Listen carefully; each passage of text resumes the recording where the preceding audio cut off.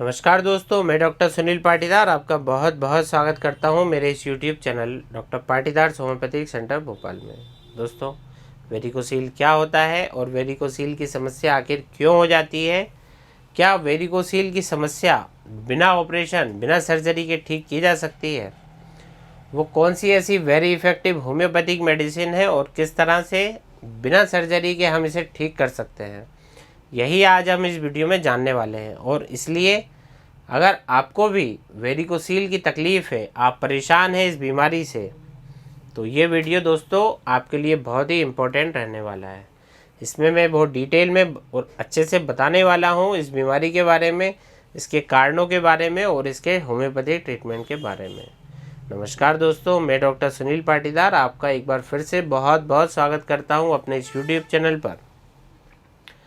अभी तक आपने मेरे चैनल को सब्सक्राइब नहीं किया है तो तुरंत जो है दोस्तों सब्सक्राइब कीजिए, ताकि आगे आने वाले नए और इन्फॉर्मेटिव वीडियोस सबसे पहले आप देख सकें।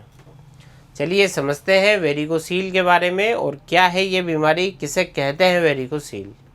दोस्तों, इसको समझने के लिए पहले हम हमारे जेनाइटल एरिया है उसको समझते हैं। जो टेस्टिस है, जो स्क्रोटम है, उसे हमें समझना पड़ेगा। दोस्तों, ये देखिए कि यदि इसमें जो है आपके टेस्टिकल्स होते हैं, पुरुषों में पाए जाते हैं, और ये एक बेगनुमा स्ट्रक्चर दोस्तों, इसको हम स्क्रोटम कहते हैं। दोस्तों, ये रहा हमारा जेनाइटल एरिया, और इसके अंदर दोस्तों जो होते हैं वो होते हैं हमारे टेस्टिकल्स और बेग, यानी कि इसके अंदर कुछ ब्लड वेसल्स होती हैं, खून की नलियाँ होती हैं, और इस तरह आपने नाम सुना होगा, एक होता है वेरिकोज वेन, यानी कि पैरों की जो नलियाँ होती हैं दोस्तों, उसमें वेरिकोसिटीज़ हो जाती है, उसको हम वेरिकोज वेन्स कहते हैं। यानी कि जैसा आपने काफ़ी लोगों के पैरों में देखा होगा कि पैरों की जो उनकी नसें हैं वह फूली हुई सी दिखाई देती है। ये क्यों फूल जाती हैं? तो दोस्तों जनरली ऐसा होता है कि आपका जो ब्लड है, जो कि नीचे से ऊपर की तरफ आपके हार्ट की तरफ जाता है, जिसे हम डीऑक्सीजनेटेड ब्लड कहते हैं, वो जाते वक्त नीचे ना आए, इसके लिए इसके बीच बीच में ऐसे वॉल्व्स होते हैं जिनका काम यह होता है कि ये जो खून एक बार ऊपर चला गया है उसको वापस से नीचे नहीं आने देते, क्योंकि ग्रेविटेशन से, यानी कि गुरुत्वाकर्षण से खून जो है नेचुरली नीचे आने लगता है। उसे रोकने का काम दोस्तों हमारे वेंस में जो वॉल्व्स होते हैं ये करते हैं। तो वेरिकोज वेंस में क्या हो गया, जो वॉल हैं, जो खून नीचे नहीं आने दे रहे हैं दोस्तों, वो वॉल्व फेल हो जाते हैं, वो अपना काम ठीक से नहीं कर पाते हैं, और इसीलिए खून ऊपर जाने की बजाय नसों में ही रुक जाता है, और जिसकी वजह से ये नसें जो है फूल जाती हैं, और ये फूली हुई नसें जो है इसे हम कहते हैं वेरिकोज वेंस। तो पैरों में जिस तरह से ये हो रहा है उसे हम कह रहे हैं वेरिकोज वेंस।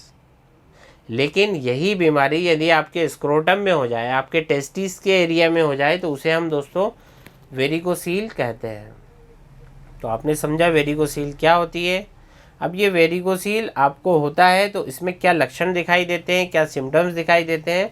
तो दोस्तों ये कॉमन कारण बनता है लो स्पर्म प्रोडक्शन का। इसी के साथ साथ जो क्वालिटी है, क्वांटिटी है, वो भी लो होने लगती है। कभी कभी या कुछ पेशेंट में ऐसा पाया जाता है कि इनफर्टिलिटी, यानी बांझपन की जैसी समस्याएं भी इसकी वजह से देखी जाती हैं।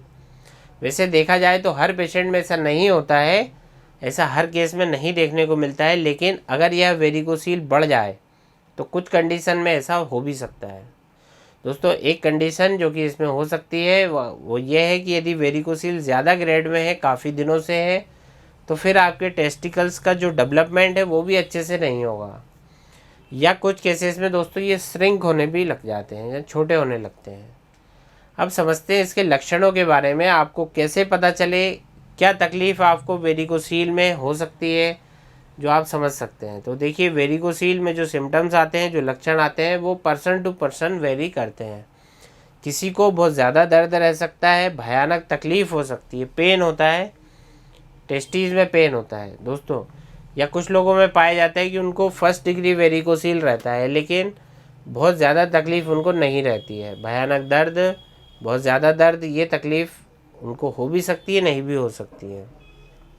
उसी के साथ साथ कुछ लोगों में देखा जाता है कि जब वो खड़े होते हैं, चलते हैं, तो भी उनको दिक्कत होती है, वो खड़े भी अच्छे से नहीं रह पाते हैं। उनके टेस्टिस की जगह पर दोस्तों उन्हें पेन होने लगता है, और कई बार ऐसा पाया जाता है कि भारी वजन उठाने के बाद, जैसे स्पेशली बच्चों में अक्सर ये देखा जाता है कि अगर वो जिम करते हैं और हैवी वेट लिफ्टिंग करते हैं, वज़न उठाने का काम करते हैं दोस्तों, तो उनकी ये तकलीफ़ बढ़ जाती है, उनको टेस्टिस में पेन होने लगता है। तो वेट लिफ्टिंग करना, वजनदार कुछ उठा लेना, दौड़ना, जिम करना, एक्सरसाइज ज़्यादा कर लेना दोस्तों, कोई लॉन्ग ड्राइव पे जाना, लंबी यात्रा पर जाना, वहाँ से आना, टेस्टिस के ऊपर दोस्तों प्रेशर आने की वजह से ये तकलीफ़ बढ़ती हुई देखी जाती है।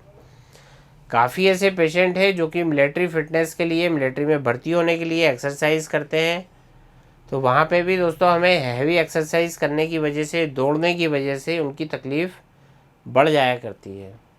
उनको यह बीमारी बहुत ज़्यादा परेशान करने लगती है और कुछ कुछ केसेस में ऐसा पाया जाता है कि वो फिजिकल टेस्ट में भी इसी तकलीफ़, एक यही कारण की वजह से दोस्तों फेल हो जाते हैं। अब ये वेरिकोसील जो है वो कुछ पेशेंट में ऐसा पाया जाता है कि जब वह पीठ के बल लेटते हैं तो उनका ये दर्द दोस्तों कम हो जाता है। ऐसे सिम्टम्स पेशेंट हमें आके बताते हैं। कभी कभी समय के साथ दोस्तों ये दर्द बढ़ जाया करता है। अंडकोश की थैली में एक गांठ सी, एक नसों में सूजन का अनुभव भी कुछ लोगों को होता है। वो हमें आके बताते हैं कि सर मेरे टेस्टिस में दोस्तों सर कुछ गांठें हो गई हैं, कुछ फूला हुआ सा मुझे महसूस हो रहा है। दोस्तों इसमें अंडकोश की थैली में कुछ लोगों को गांठ भी महसूस हो सकती है, नसों में सूजन आने की वजह से ऐसा होता है। स्क्रूटम में पेन भी जो है काफ़ी लोगों को हो जाता है और लक्षणों के बारे में हमने दोस्तों समझ लिया है। कुछ लोगों में बहुत सीवियर पेन होता है दोस्तों, बहुत भयंकर वाला पेन भी होता है जो कि एक्यूट कंडीशन में ऐसा हो सकता है।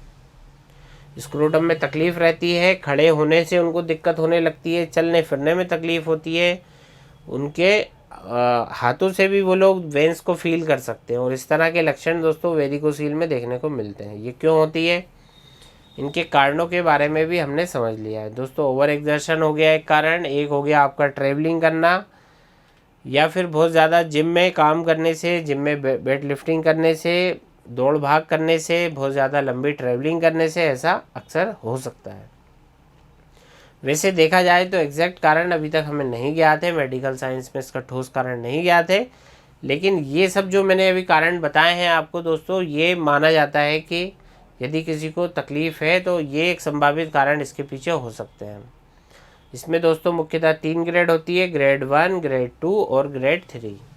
इसमें क्या होता है, ये ग्रेड 1 और ग्रेड 2 में डॉक्टर दोस्तों एग्जामिन कर सकते हैं, लेकिन जो ग्रेड 3 है वो पेशेंट खुद भी वेरिकोसील को फील कर सकते हैं। नसें जो है वो फूली हुई सी होती है, समझो आपको ग्रेड 3 है, इसको आप फील कर सकते हैं वेरिकोसील के बारे में।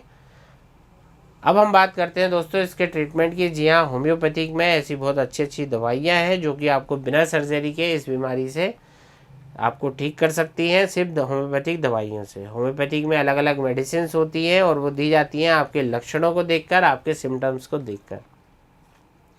आपकी बीमारी की कौन सी ग्रेड है, पैथोलॉजी देखी जाती है दोस्तों। मैं कुछ टेस्ट भी करवाता हूँ इसके लिए और उसके आधार पर मैं एक बहुत अच्छी होम्योपैथिक मेडिसिन का सिलेक्शन करता हूँ आपकी वेरिकोसील की प्रॉब्लम के लिए। तो दोस्तों वो अब हम चर्चा करते हैं कि ऐसी वेरी इफ़ेक्टिव होम्योपैथिक मेडिसिन हैं जो दी जाती है अक्सर। दोस्तों जो मेन मेडिसिन है जो कि मैं यूज़ करता हूँ वो होती है दोस्तों हेमामेलिस, और दूसरी एक दवाई है कैलकेरिया फ्लोर। दोस्तों ये दोनों ही मेडिसिन क्यों इतनी इफ़ेक्टिव होती है, इन दोनों ही मेडिसिन का मेन फंक्शन क्या होता है दोस्तों। ये जो हमारी वेंस होती है इनके अंदर जो वीकनेस आ जाती है, उनके जो वॉल्व्स की वीकनेस आ जाती है, तो ये उसको रिपेयर करने का काम करती है हमारी कैलकेरिया फ्लोर और हमारी हेमामेलिस दवाई। दोस्तों मैं आपको डोज बता देता हूँ कि आपको जो कैलकेरिया फ्लोर है ये आपको टेबलेट फॉर्म में लेनी है, 6 गोलियाँ सुबह और शाम को आपको इसको प्रयोग करना है। आप 3 बार भी इसका प्रयोग कर सकते हैं, 6 गोली सुबह, 6 दोपहर और 6 रात।